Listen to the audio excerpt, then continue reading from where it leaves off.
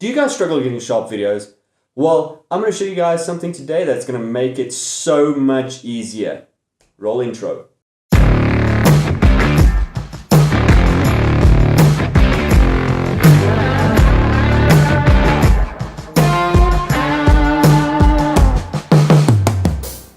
So you guys know, like I do, it really sucks when you've just finished filming something and it's completely, you've missed the focal point, it's completely blurry where it needs to be sharp, the person's face is blurry but just their shoulders are sharp. It is such an irritation and I cannot be the only one that suffers from it. But my friend a couple of weeks ago shared with me an add-on that you can get for Canon. You guys probably know it already, some of you know it, some of you don't, but this is for the people that don't, and I thought it was something really cool, so lay with me. I was told to go download an add-on called Magic Lantern. Now, I know, but some of us don't know it. I never knew it. I shoot majority stills, so for me this was kind of like really big news. When Devin told me this, shout out to him, because thanks to him my videography game has gone up a level, thank God. Okay guys, I'm going to share with you my top 3 reasons why I love the Magic Lantern add-on for Canon. And at the end of all this, I'm going to show you guys how to set it up for your camera as well, so stay tuned. Number 1, its ability to see where the sharpness is. Once you update your camera to have Magic Lantern, you get this choice of where you can see where the focus is on your camera, and you can see it on the back of your screen. Now there's a few different versions of it. There's 3 options you can choose, where it like sharpens image, which kind of just looks like it's bumped up the clarity a bit, so I can't always see exactly where the sharpness is.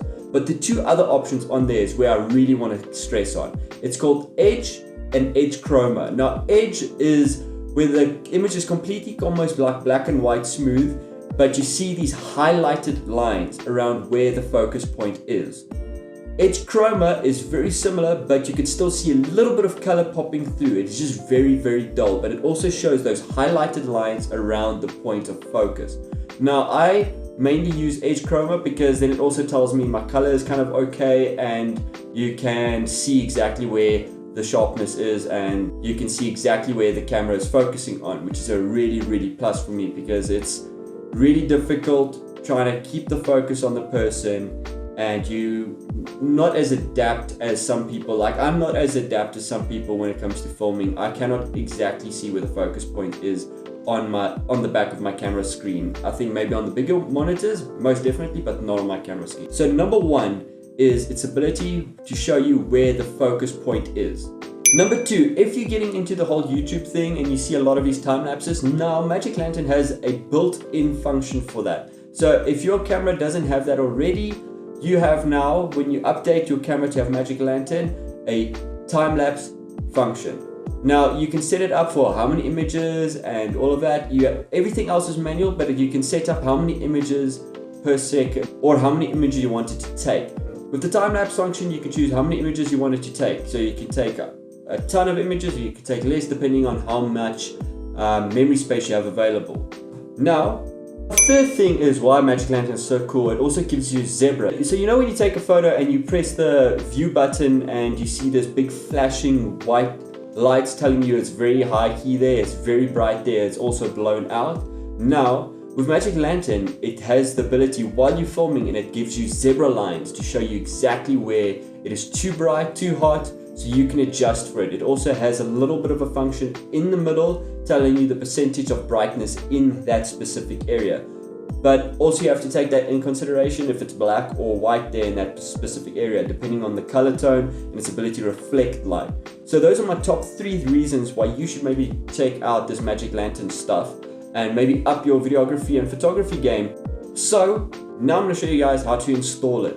It's pretty simple, but it doesn't give you any instructions on how to do it and any instructions of where to find these settings that I've just told you about. So once you've downloaded the Magic Lantern for your specific Canon camera and you've opened up the zip file and put it onto your memory card, that's very important. The zip file needs to be open. It will give you files, and then you put that on your memory card. Now the thing is, with this Magic Lantern, that has to be that memory card that's in the camera at that time, otherwise the Magic Lantern won't start up.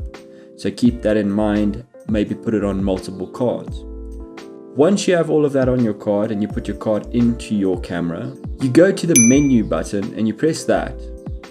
Scroll until you find the firmware version that is applicable to your camera in the settings, and then you click on that. Once you've clicked on that, it's going to ask you update, and you just say update or OK, whichever it prompts you to. Then you'll see a bunch of random gibberish running through the screen. That is Magic Lantern booting up. Now once that is done, your camera will prompt you to restart. Restart your camera as quickly as possible before that timer runs out. Otherwise it will reset it all and you have to do that entire step all over again. Once you've restarted your camera and it's back on, don't go looking for the Magic Lantern menu in the menu button. It doesn't go on there. Instead, to find the Magic Lantern menu, you have to press the delete button or the dustbin button on your back of the camera. So once you've pressed on that, a bunch of prompts will come up and it will welcome you to Magic Lantern. Press it once more and it will open up the settings and the menu for Magic Lantern. So there you have it, guys. That is how to install Magic Lantern on your Canon. So all those settings I spoke about earlier in the video, you guys can switch it on yourself. Like I said earlier, it is based on personal preference. Focus peak is pretty easy. You just switch it on like normal. Anything else, Zebra is the same. You just switch it on and it stays on. It doesn't do anything. If you don't like the way the focus peak looks, you can always just switch it off. Now for time-lapse is a little bit different because if you switch it on, it's always going to be on, and every time you press that record button, it's going for a time lapse, so that's a bit annoying. So only switch it on when you need it, and you have to experiment with your time lapse settings yourself. If you guys do want me to make a time lapse video, leave a big thumbs up, comment down below, say yes or no. I would make a time lapse video if you guys would want me to. So if you guys like this type of video, leave a big thumbs up, comment down below, and subscribe, and ring that bell icon, because that is the only way YouTube actually lets you know these days if the person is posting. Don't want to miss out on any future content. Ring that bell icon, and I'll see you guys in the next video. Peace!